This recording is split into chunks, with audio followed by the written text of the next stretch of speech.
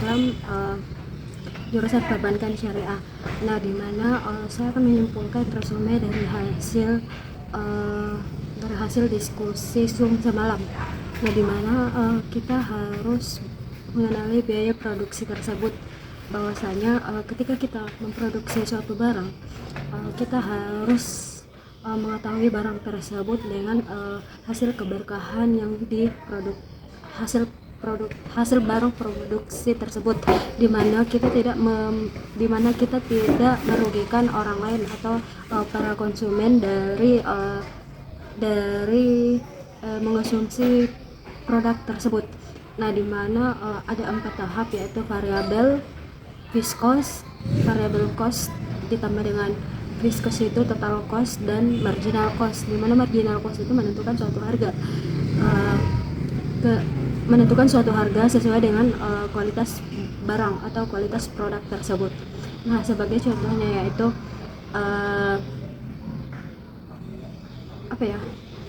sebagai contohnya itu roti. Nah, di mana roti ini membutuhkan fixed cost, tidak membutuhkan fixed cost, melainkan dia hanya membutuhkan SDM yang mempunyai bakat untuk mengolah suatu roti tersebut. Nah, yang kedua itu, yang pertama tadi biaya produksi, yang kedua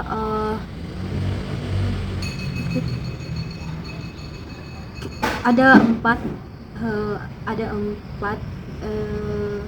cara dagang Rasulullah SAW. Yang pertama itu jujur, yang kedua itu cerdas, yang ketiga itu bijaksana atau amanah,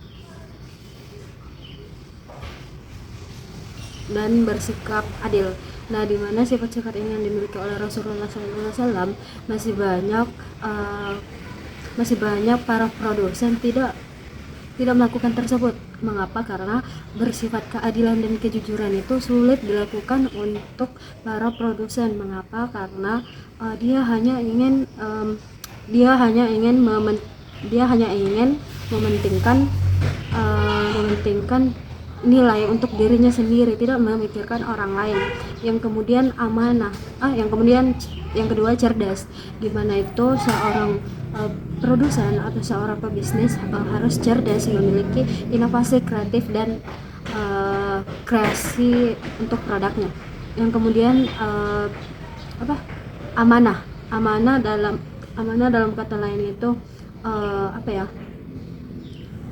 amanah dengan tanggung jawab sesuai dengan syariat Islam atau prinsip-prinsip syariah. Nah, di mana lagi bijaksana, di mana kita harus melakukan betul-betul pekerjaan tersebut dengan penuh dengan tanggung jawab, begitu ya. Jadi sebagai kesimpulannya, kita sebagai produsen dan konsumen, kita harus mengetahui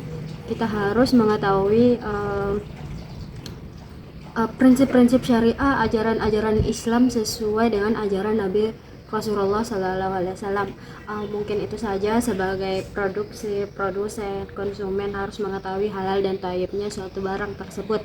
Nah, dimana kita para konsumen harus sadar dengan hal itu, karena masih banyak produsen yang melakukan